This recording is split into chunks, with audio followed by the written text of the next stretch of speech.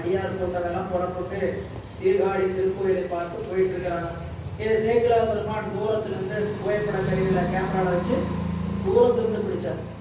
பக்கத்துல இருந்து பிடிச்சா கூட்டம் தெரியாது, தூரத்திலிருந்து பிடிச்சா ட்ரோன் கேமரா மாடி எல்லாம் பிடிப்பாங்க. அப்படிலாம் பிடிச்ச போது என்ன புறப்பட்டு வருகிறது அப்படின்னு கேட்டா, அருட்பெருகும் கடலும் உலகெல்லாம் அன்பு சரி கடலும்.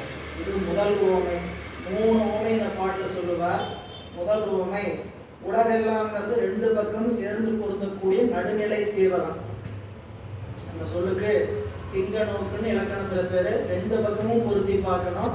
உலகெல்லாம் அருட்பெருகு தனிக்கடலும், உலகெல்லாம் அன்பு சரி கடல். உலகெல்லாம் அருட்பெருங்கடல் என்பவர் எம்பிரான் திருஞான சம்பந்த நாயனார். உலகெல்லாம் அன்பு சரி கடலும் என்பவர் எம்பிரான் திருநாவுக்கரசு நாயனார். இப்படிப்பட்ட இருவரும். இதுக்கு நம்முடைய உரையாசிரியர் சிவகவிமணி ஐயா விரிந்த உரை கொடுத்திருக்கிறார். இவர் எப்படி என்னங்க, அப்போ நம்முடைய திருநாவுக்கரசு பெருமான இடத்துல அருள் இல்லையா அப்படின்னு சொல்லக்கூடாது, அவர்கிட்ட அன்பு இல்லையான்னு சொல்லக்கூடாது. 2 பேரும் 2 வகையான ஒரு நிலைப்பாட்டில் நிற்கிறார். இவர் அன்பு சரி கடல்னா, நீங்க அவர் முதல் என்னன்னு கூப்பிட்டார், ஞானசம்பந்த பிள்ளையார். அப்புறம் பார்த்து என்ன அப்பரே அப்படின்னார். இவர் அடியே என்றார். இப்போ நாயனார் நம்மளுடைய திருநாவுக்கரசு பெருமான் என்ன சொல்றார்? சேக்கிழார் பெருமான் அன்பு சரி கடல். அன்பினுடைய வளர்ச்சி தான் அருள். அன்பினுடைய வளர்ச்சி தான் அருள். அதனால் அன்பு உடையவர் தன்னை அடிமை என்று சொன்னார், அருள் உடையவர் தன்னை அப்பரே என்று அழைத்தார். அப்போ அன்பு செறி கடலும் அருள் செறி கடலுமாக இருவர் எனவும் ஓங்கும் பொருட்சமய முதல் சைவ நெறி தான் பெற்ற புண்ணிய கண்கள் கண் 2 எனவும். 2 கண்ணுங்க. இந்த 2 கண்ணும் ஒன்று திருஞான சம்பந்த பெருமான், ஒன்று திருநாவுக்கரசு. இதுக்கு சைவ சமயம் பெற்ற புண்ணிய கண்கள் 2. 2 பேர் ஒவ்வொரு காலத்துல ஒவ்வொரு பெருமக்கள் அப்படியே நம்மளுடைய சைவ சமயத்துல இருந்திருக்கிறார்கள். வளர்ந்து விரிந்து பார்த்தீங்கன்னா அப்படி இணைந்து பணியாற்றுகின்ற நிலைப்பாடுல அப்படி இங்க பொருள் ஓங்கும் பொருள் சமயம்.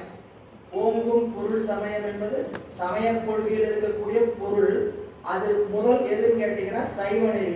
அந்த சைவ நெறி தான் பெற்ற புண்ணிய கண் 2. கண்கள் சொல்லல, புண்ணிய கண் 2. ஒன்று வலது கண் எம்பிரான் ஞானசம்பந்த பெருமான், இடது கண் எம்பிரான் திருநாவுக்கரசு பெருமான். அப்படி ஆட்கொண்டு 3வது ஊமை புவனம் உய்ய இருட்கடு உண்டவர் அருளும்.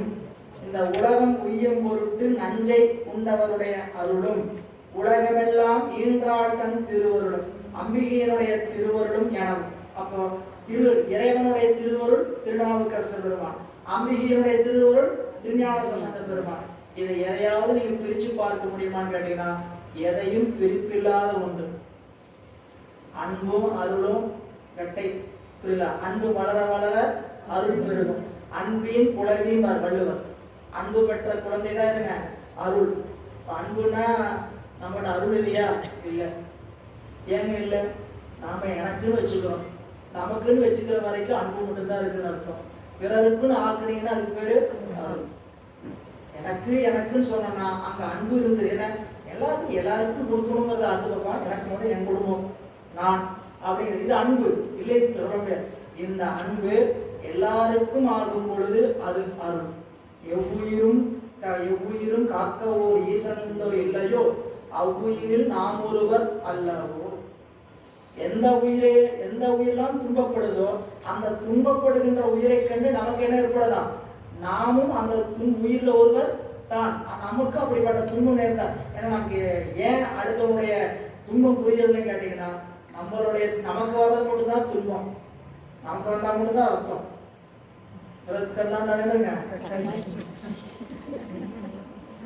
வலிக்குதுன்னு வீட்டுல சொன்னோம்னா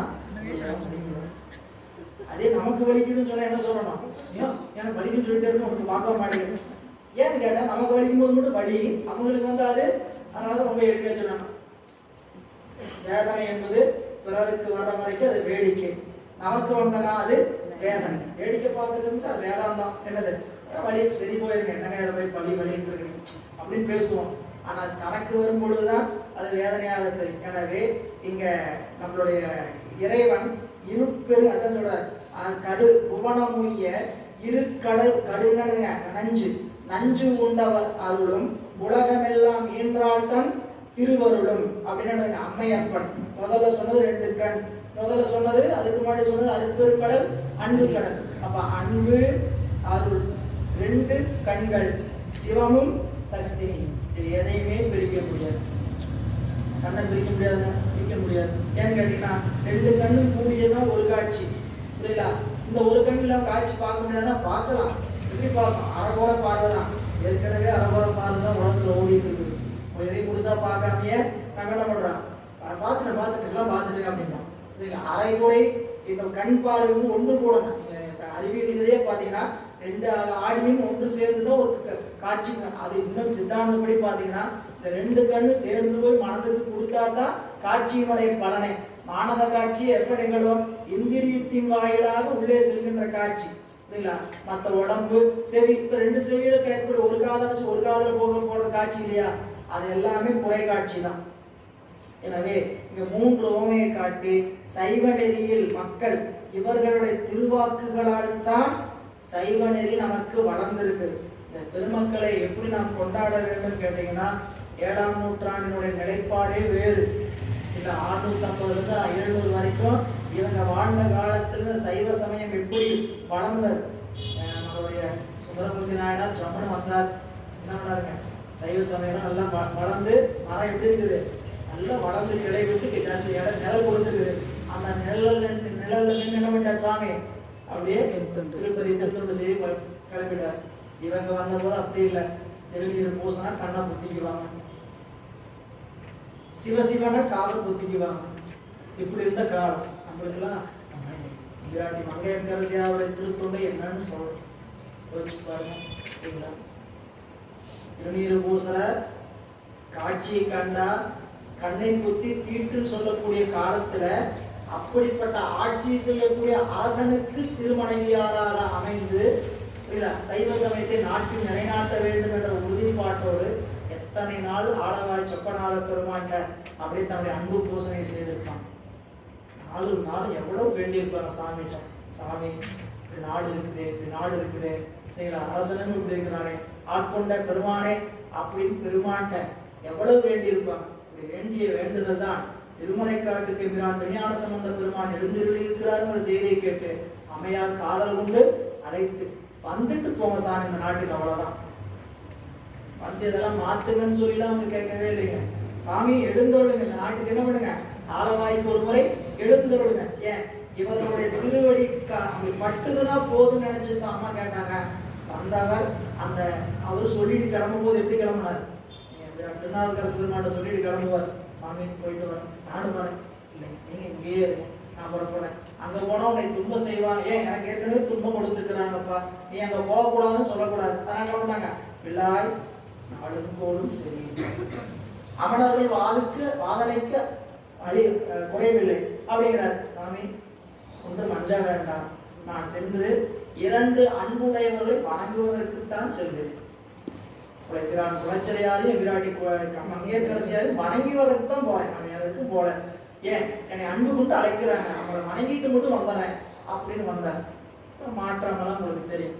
இப்படி திருநாவுக்கரசு நாயனாருடைய அருள் எம்பிரான் திருஞான சம்பந்த பெருமானுடைய அருளை ஒப்பிட்டு சொல்லும் பொழுது எப்படி சொன்னாருங்க, 2 புண்ணிய கண்.